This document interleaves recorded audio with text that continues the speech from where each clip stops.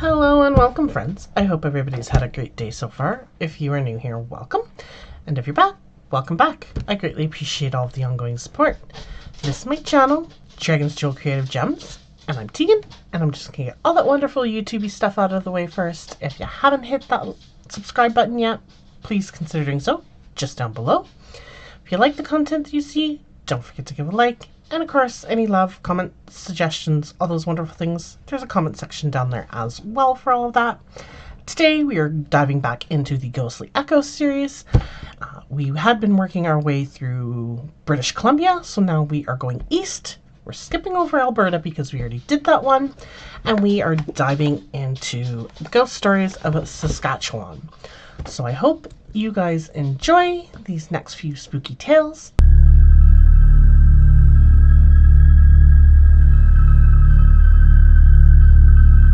This story takes place in Craven, Saskatchewan, the haunted henhouse. In 1963, Irish coaster from Craven, Saskatchewan wrote about an unexplained incident which had taken place more than half a century before. The year was 1907 and Iris was a child, living with her younger brother and parents on an isolated homestead. One day in early June, the children were looking out the window of the family's two-room log shack. They watched with great interest as a tall man in a black felt hat emerged from a stand of trees near the house. Iris and her brothers called their mother over, and all three stared at the stranger as he passed no more than 15 feet in front of the window, then proceeded down the path towards the half-open door of the henhouse. The man disappeared into the little building, leaving his small audience confused. In those days, homesteads were lonely places, wrote Iris, so the three waited anxiously for their visitor to reemerge. After 10 minutes, however, they began to doubt that he would. Iris's mother, who had become concerned, awakened her husband from his nap. He went to investigate, but found no one keeping the chickens company. It was extremely strange, Iris recalled, because there was only one door to the henhouse, and if the man came out, we would have seen him. And there was another mystery to contemplate. Although it had been raining for several days, the stranger in the black hat had left no tracks in the soft mud. Iris's father accused his family of letting their imagination get the better of them, and the matter was dropped. That is, until 1 month later. In the early evening of a hot day in July, Iris and her mother were standing in the open doorway of their home. Suddenly the dog began to bark excitedly, drawing their attention to the nearby grove of trees. There, once more, was the tall stranger. Again he walked out of the brush and passed within yards of the house. Again he proceeded down the dirt path toward the henhouse, into which he vanished. This time, however, his appearance caused no fear, because Iris's father was away, and her brother had gone down to the end of the field to fetch the cow. The boy would have to pass by the side of the henhouse when he returned. Nervously, Iris and her mother watched to see if the man would come out, but there was no sign of him. As they waited, Iris's brother came up bounding up the path, chasing the cow. Before they could call it a warning, he ducked into the henhouse, where the animal's watering pail was kept. Within seconds he appeared with the pail, looking quite unconcerned. When we questioned him, said Iris, he was surprised, as he had seen no one. The spectre appeared one more time that summer, in late August. A distant neighbor was visiting Iris's mother for an afternoon. The conversation was interrupted when once more the dog began to yelp excitedly while staring at the trees. The same tall man in a black felt hat appeared, walked directly in front of the house, then headed down the path and turned into the henhouse. This time the group summoned the courage to follow the phantom immediately, but they were disappointed to find the little building as empty as ever. Iris later wrote it had been one person who had seen it. We could have put it down to a hallucination. But the first time there were 3 of us, the second time 2 of us, and the fourth time 4 of us, one being an outsider. Iris recalled that for many years her mother enjoyed telling the story. Each person who heard the tale offered a theory, but no one could truly explain the presence of the mysterious spirit who chose to haunt a henhouse on a remote prairie homestead. This story takes place in Belle Plaine, Saskatchewan. Nora's Notebook. It was a picture-perfect summer day. The sun was shining warmly from the clearest of deep blue skies, and a light breeze kept the heat from becoming uncomfortable. Marjorie thought, not for the first time that day, that she should be outdoors, staking her tomato plants or weeding the flower beds. Instead, she was rummaging through the dusty storage space beneath the basement stairs, wiping rivulets of perspiration from her forehead and feeling like an intruder in her own house. The sensation of invading someone's privacy stemmed from the fact that these were not Marjorie's things stored in the dark cubby beneath the creaking boards. They were Nora's. Nora had been Hank's first wife. She had been dead for nearly 6 years. It had been 4 already when Marjorie had married the lonely widower and come to live on the little farm near Belle Plaine. But it hadn't taken Marjorie long to discover that while 4 years showed significant respect for the dead, it was not long enough to erase their memory. She was constantly haunted by Hank's reminders of his late wife's domesticity. Nora used to knit for all her grandkids, and Nora had always dried the sheets and towels out on the line because it made them smell so nice. She had kept up the house so well that he hadn't known what dust was until she passed away, he'd say. And in the summer there had been fragrant little bouquets of flowers in every room. Marjorie knew that Hank didn't mean to be insensitive, but the constant comparison stung. Worst of all were the reminiscences of Nora's culinary abilities. Marjorie had always considered herself to be a fair cook, but now 3 times a day she had to brace herself for the inevitable comment that her predecessor made the pie with a little more cinnamon, or the scrambled eggs with a little more cream, or had a knack for homemade bread that no one else could match. It was unbearable. One day Marjorie's stepdaughter came by the house with a special request. She wanted to borrow her mother's cookbook. Marjorie told her to help herself to any of the books on the wide kitchen shelf, but the young woman shook her head. Not those, she said, the little one, the hardcover notebook where Mother had written all her special recipes. Marjorie rifled through the various books, but could find nothing matching the description. The stepdaughter, who had been hoping to duplicate her mother's famous pickled preserves, went away disappointed. Marjorie was left with a nagging curiosity. If the notebook had not been given to the daughter, she reasoned, it had to be somewhere still in the house. And if Marjorie could find it, she might at least be able to deflect a portion of the criticism that assaulted her daily. Systematically, she began to search the house, looking for the little book that would make her as good a cook as Nora had been. The clothing and linen closets were examined quickly and easily. Marjorie found nothing, but wasn't surprised. She simply felt that she might as well eliminate the easiest possibilities first. Under the pretense of spring cleaning, every drawer and shelf in the large bright kitchen was cleared out and reorganized. The result was satisfying, but the notebook did not turn up.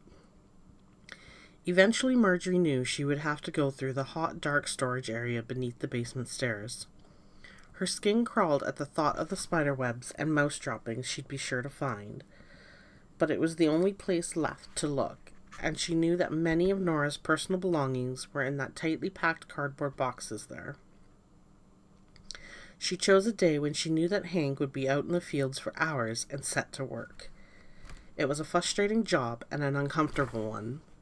Marjorie lived with enough daily reminders of Nora without sorting through her correspondence and hair ornaments and well-thumbed paperbacks. Box after box of such items was pulled from the sweltering space, opened and unpacked. Box after box was set aside to be wrestled back into the hole.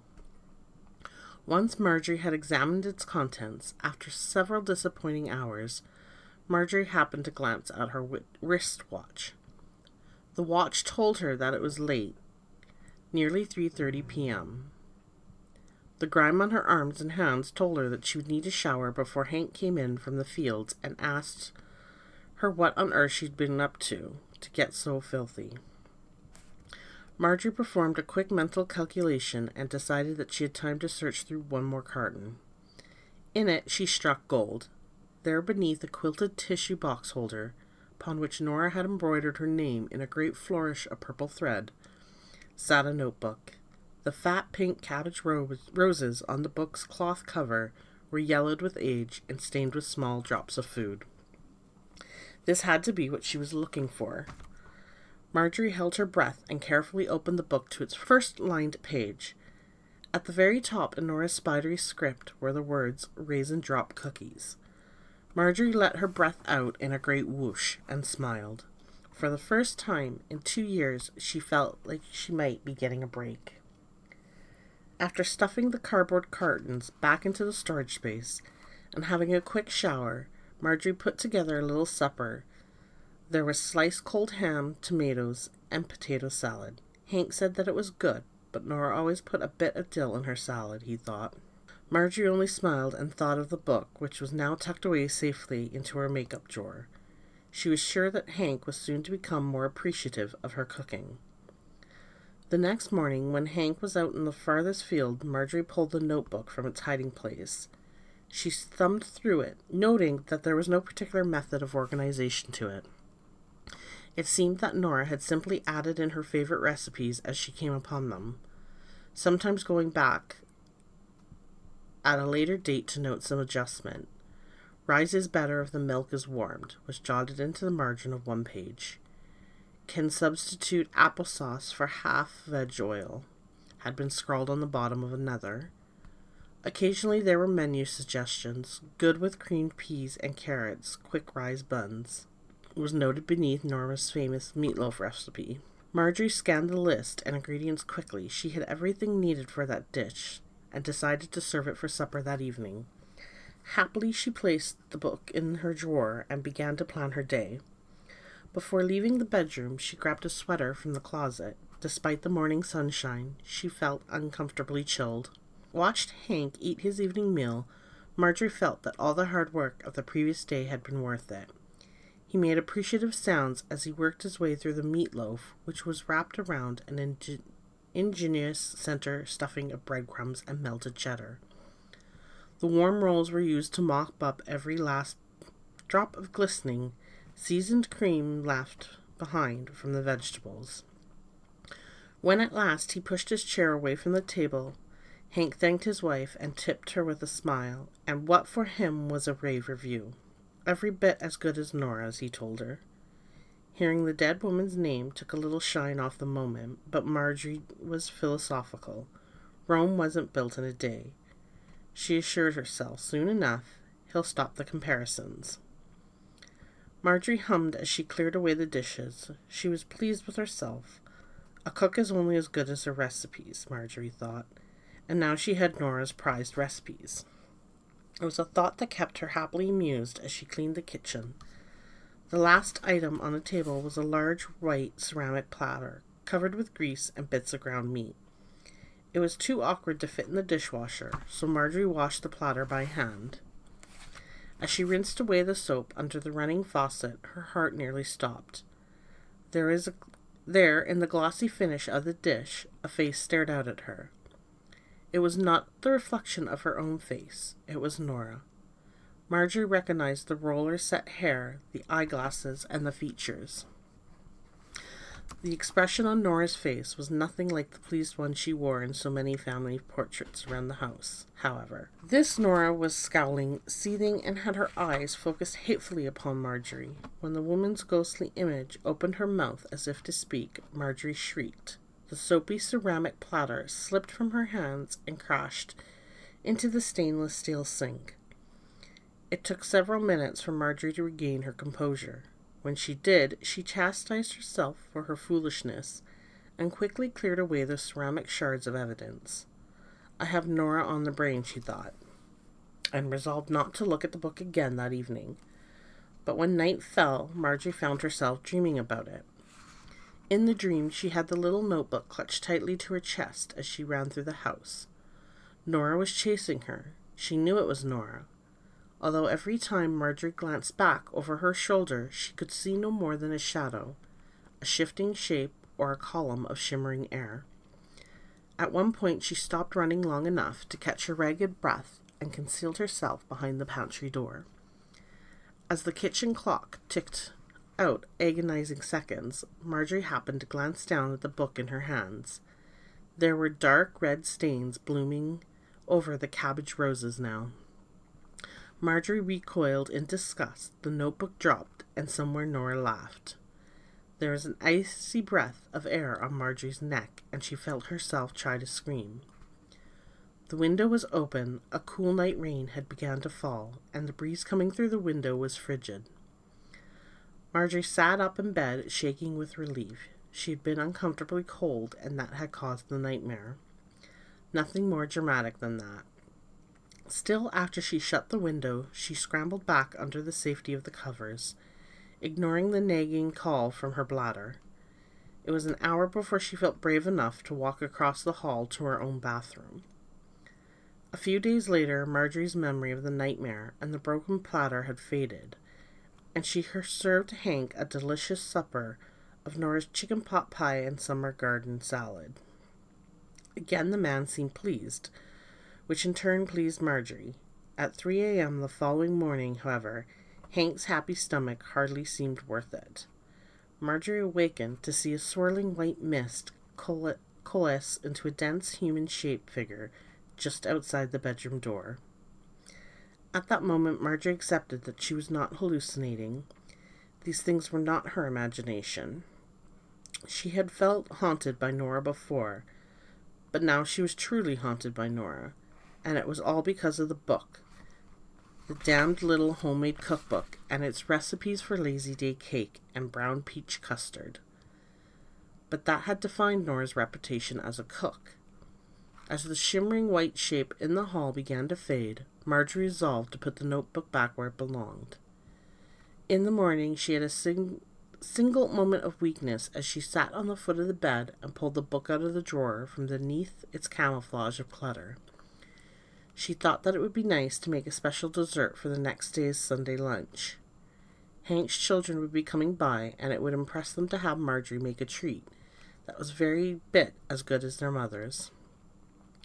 As she mulled this over, Marjorie happened to glance up at the mirror above the bureau. Nora's hate-filled face stared back at her. The image lasted only a second, but it was long enough. Marjorie closed the book with a snap and marched down the stairs. She yanked open the door to the storage cupboard and pulled back the flap of one of the cardboard boxes. Without a second look, she tucked Nora's notebook inside and folded the box top back up. For good measure, she found a roll of packing tape in the utility room and sealed the carton tightly.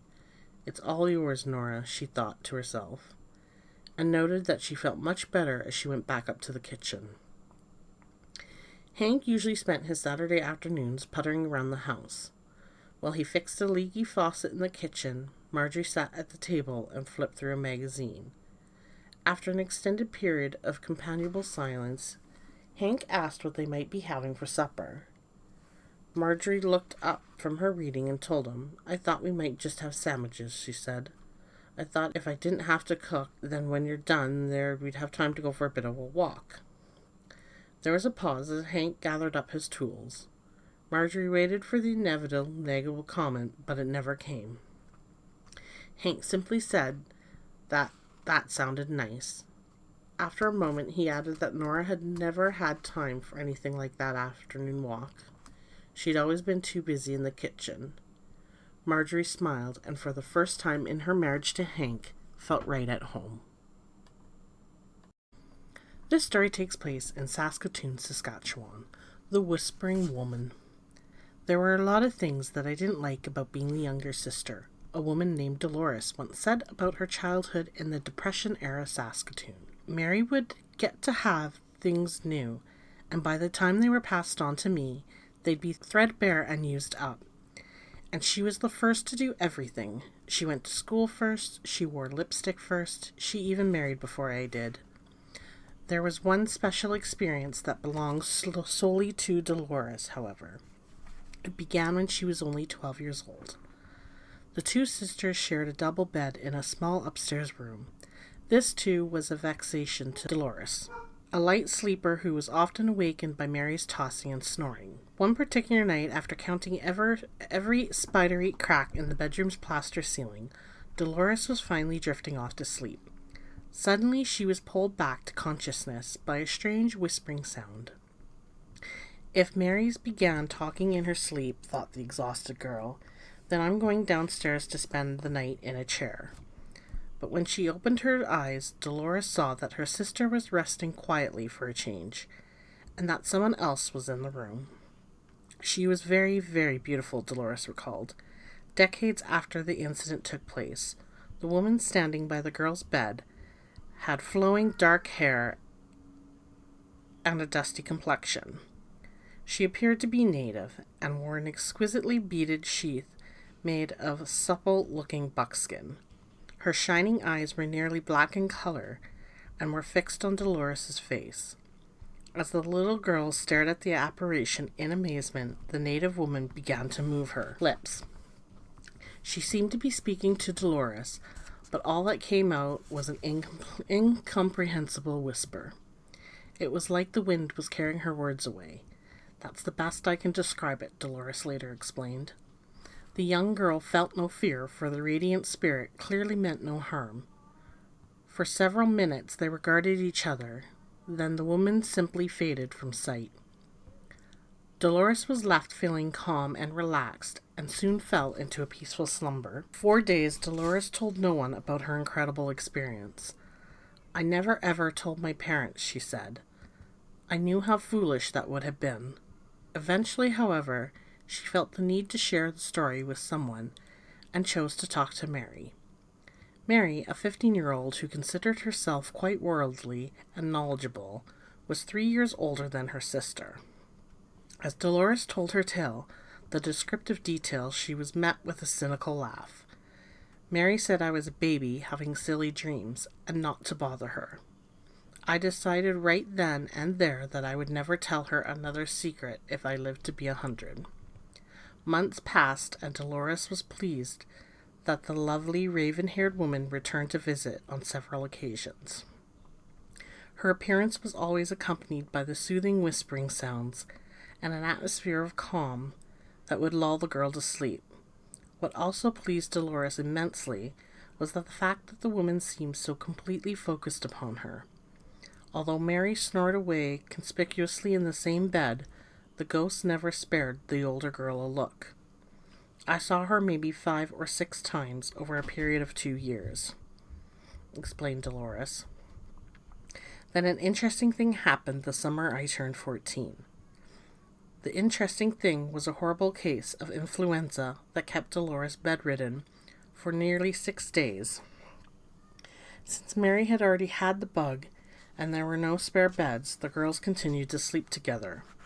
Toward the end of her illness, when Dolores's fever finally broke, she fell into an extremely deep sleep. The familiar whispering sounds were not enough to rouse her. Mary, however, who had been complaining that her sister's feverish thrashing was preventing her beauty sleep, was more easily awakened.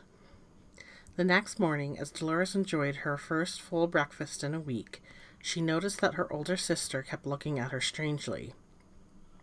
It was days before she said anything, Dolores recalled, but eventually she couldn't keep it in. Mary knew that I was the only person she could tell her story to.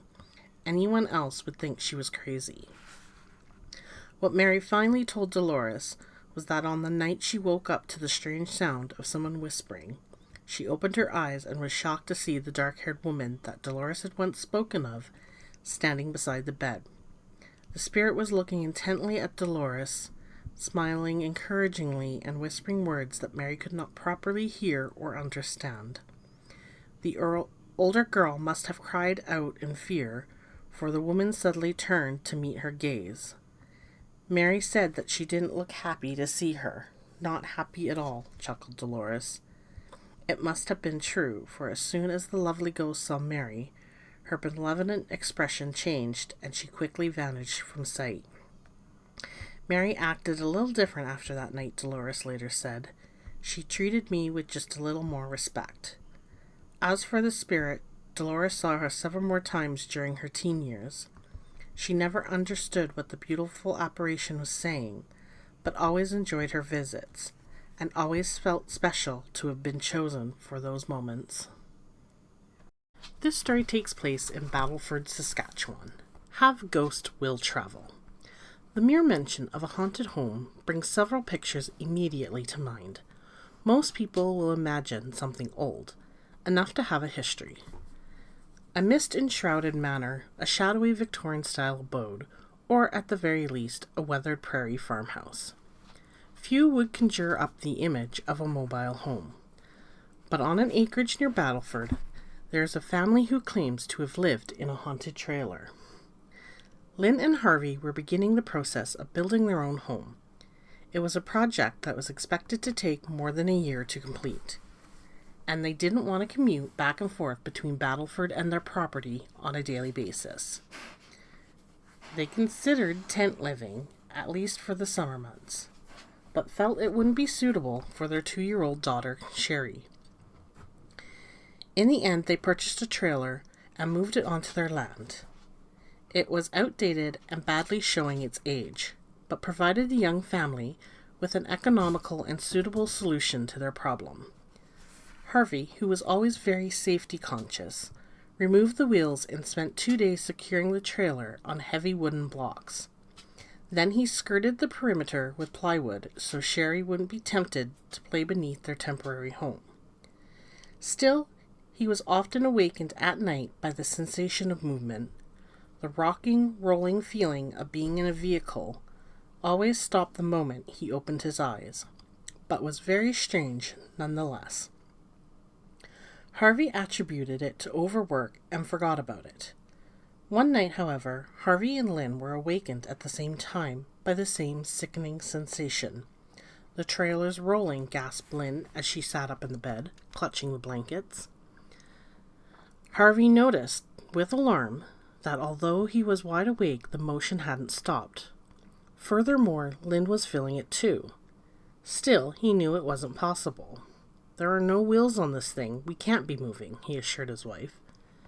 Ignoring the growing sounds the joints in the walls made as they swayed, Harvey jumped out of bed and yanked at the bedroom window curtains. Suddenly, everything was still. The couple nearly swooned with relief as they saw the familiar view illuminated in the dull yellow by the yard light. Lynn quickly checked on Sherry, who apparently either felt nothing or slept through the whole affair. Harvey opened the back door a crack and looked down at the ground. The scrubby bits of grass that passed for a lawn were undisturbed. The trailer obviously had not moved an inch. The next day, Harvey and Lynn spent hours talking about the incident. Every time Sherry was out of earshot, they would wonder in hushed tones how it could be logically explained. Neither was able to provide an answer. That night they went to bed late and still found it difficult to fall asleep. When they did, however, they were allowed to sleep undisturbed until morning. It was nearly 2 weeks before the trailer decided to roll again, but when it did, it seemed to get up to cruising speed. As in the previous occurrence, Lynn and Harvey had been sleeping for several hours when it happened. Both were rudely awakened when their home seemed to hit a bump on whichever phantom road it traveled. "Did you feel that?" yelled Harvey, then quickly realized that Lynn would indeed have felt the movement.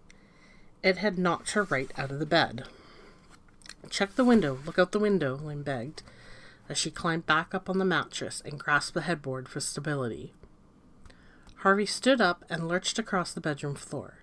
The curtains were swaying wildly. Harvey tore one halfway off the rod as he lost his balance while trying to pull it open. The view that the ripped fabric exposed wasn't quite as reassuring as it had been the time before. The familiar trees were there. The familiar jaundiced yard, light shone upon them. But somehow, although the scene never changed, it seemed to be rushing into the distance, as if the trailer was moving at an extreme speed. "I'm going to be sick," announced Lynn, and turned her head away from the nauseating optical illusion. Just then, Sherry began to cry. Harvey moved shakily down the hall to the toddler's room. Using the walls of the narrow passageway to steady himself, he carried the distraught little girl into the master bedroom. The frightened family of 3 then sat in the middle of the bed, clutching each other until the storm of movement stopped. It had been a full 15-minute show. The next day, Harvey and Lynn drove into Battleford and rented a tiny one-room apartment. Somehow, driving back and forth to the acreage no longer seemed to be such a hardship, and sharing a small space among the 3 of them felt cozy rather than confining. Best of all, the apartment building had a solid foundation and no wheels. As for the trailer, someone else has it now. Harvey, eager to rid of it, gave it away to a distant acquaintance.